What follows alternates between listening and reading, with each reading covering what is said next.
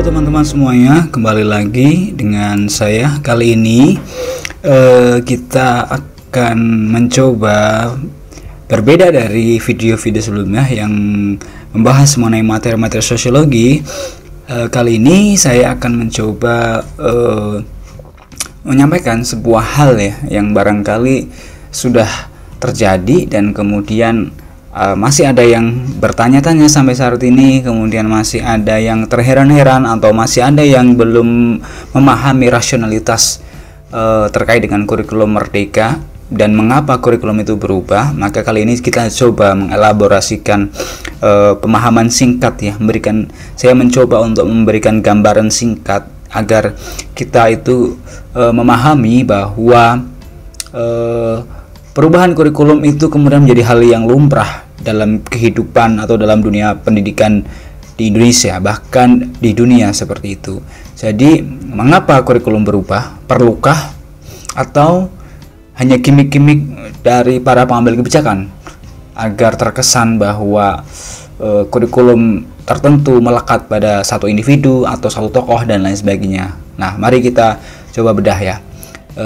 Kita tahu bahwa kurikulum sendiri itu merupakan seperangkat rencana dan pengaturan mengenai tujuan, isi, dan bahan pelajaran serta cara yang digunakan sebagai pedoman penyelenggaraan kegiatan pembelajaran untuk mencapai tujuan dari pendidikan tertentu. Jadi dalam kurikulum itu ada rencana, pengaturan, kemudian tujuan, isi, sampai pada akhirnya adalah untuk mencapai tujuan dari pendidikan tertentu yang kemudian menjadi tujuan dari kita berbangsa dan bernegara. Nah, seperti itu. Maka ini kita lihat bahwa barangkali Bapak Ibu teman-teman sekalian yang kemudian menyaksikan video ini pernah mengalami atau pernah mengetahui bahwa dalam sejarah pendidikan di Indonesia perubahan kurikulum itu menjadi hal yang lumrah gitu ya. Kita tahu bahwa dalam perjalanan pendidikan di Indonesia kurikulum itu mengalami banyak sekali perubahan, di mana kurikulum itu dimulai dari masa kemerdekaan ya, pada masa-masa awal kemerdekaan, kemudian berubah kembali mengalami perubahan ketika pada masa Orde Lama, pada masa Presiden Soekarno, kemudian mengalami perubahan lagi pada masa Orde Baru. Pada masa Orde Baru pun pendidikan juga mengalami banyak perubahan, dimulai dari tahun 68 sampai yang terakhir adalah kurikulum 97, di mana kurikulum 97 adalah revisi dari kurikulum 94. Kemudian dalam masa reformasi juga mengalami perubahan, dimulai dari kurikulum 2004 yang kemudian dinamakan sebagai KBK atau kurikulum berbasis kompetensi, kemudian berubah lagi tahun 2006 menjadi KTSP yang kita tahu, kemudian berubah lagi tahun 2013 menjadi kurikulum 2013, dan sekarang perubahan kurikulum itu kemudian terjadi lagi yang namanya kemudian kurikulum Merdeka. Nah, pertanyaannya, mengapa kurikulum itu berubah ya? Mengapa kurikulum berubah? Ya karena dunia itu berubah, zaman berubah, kondisi berubah ya.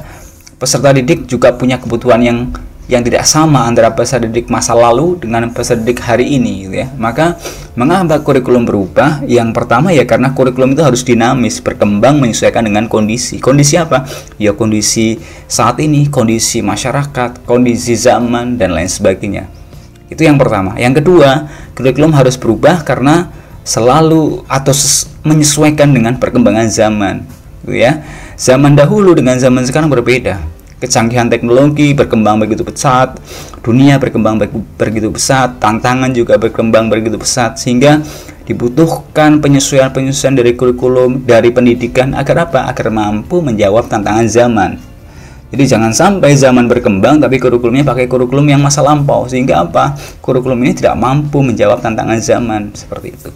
Kemudian yang ketiga, kurikulum juga harus bisa memenuhi kebutuhan belajar peserta didik. Kita tahu bahwa manusia dari era ke era berbeda, termasuk di dalamnya adalah peserta didik. Peserta didik pun mengalami perkembangan, punya kebutuhan yang berbeda antara satu dengan yang lain, mempunyai kebutuhan berbeda antara peserta didik masa lampau dengan peserta didik hari ini ya. Sehingga kurikulum perlu berubah. Biar apa? Ya biar kurikulum itu menjawab kebutuhan belajar peserta didik hari ini, di mana Peserta didik hari ini bukan kemudian peserta didik yang bisa menerima dengan pikiran kosong. Mereka berkembang sesuai dengan zaman, mereka dihadapkan dengan kecanggihan teknologi yang sumber belajar mereka juga tidak hanya dari pendidikan formal, tapi bisa dari gadget dan lain sebagainya, sehingga kurikulum perlu menyesuaikan diri dengan hal-hal tersebut, sehingga tadi itu menjadi salah satu alasan mengapa kurikulum perlu berubah. Seperti halnya filosofi dari pendidikan Ki Hajar Dewantoro ya, kita tahu bahwa Ki Hajar Dewantoro sebagai seorang bapak pendidikan Indonesia ini dalam filosofinya mengharuskan bahwa pembelajaran itu berpusat pada anak bukan pada guru, dan menekankan perubahan pada budi pekerti. Anak diberikan kemerdekaan dalam proses belajarnya sesuai dengan kodratnya, dan seorang pendidik bertugas untuk menuntun atau dalam ini adalah sistem among seperti yang Ki Hajar Dewantoro sampaikan. Maka ada dua hal yang kemudian disoroti oleh Ki Hajar Dewantoro terkait dengan pendidikan, yaitu adanya konsep tentang kodrat zaman dengan kodrat alam, bahwa pendidikan itu harus menyesuaikan kodrat zaman dan kodrat alam. Artinya bahwa pendidikan itu harus sesuai dengan kodrat zaman. Artinya ketika zaman berubah, ya pendidikan perlu berubah. Dan pendidikan juga harus menyesuaikan dengan alam. Artinya alam apa? Lingkungan masyarakat di mana peserta didik tinggal, di mana peserta didik itu hidup. Biar apa? Biar pendidikan itu sesuai dengan kebutuhan siswa, sesuai dengan kebutuhan peserta didik, bukan justru malah mencerabut siswa dari akar kehidupannya atau akar zamannya. Itu adalah filosofi dari Ki Hajar Dewantoro. Nah, pertanyaannya gini, mengapa kok kurikulum merdeka? Nah, kita pahami dulu apa itu kurikulum merdeka. Nah, kurikulum merdeka ini dimaknai sebagai kurikulum dengan pembelajaran intrakurikuler yang beragam, di mana konten akan lebih optimal agar peserta didik memiliki cukup waktu untuk mendalami konsep dan menguatkan kompetensi. Nah, dalam hal ini guru memiliki keleluasaan untuk memilih berbagai perangkat ajar sehingga pembelajaran dapat disesuaikan dengan kebutuhan belajar dan minat peserta didik. Nah, dalam konteks ini kurikulum merdeka itu memberikan fasilitasi pada guru dan memberikan keleluasaan pada guru untuk memilih perangkatnya, sehingga perangkat itu kemudian tidak diatur sedemikian rupa, sangat rigid, harus sama dan lain sebagainya, sehingga seolah-olah peserta didik itu punya kebutuhan yang sama semua, punya karakter semua, sehingga perangkatnya sama.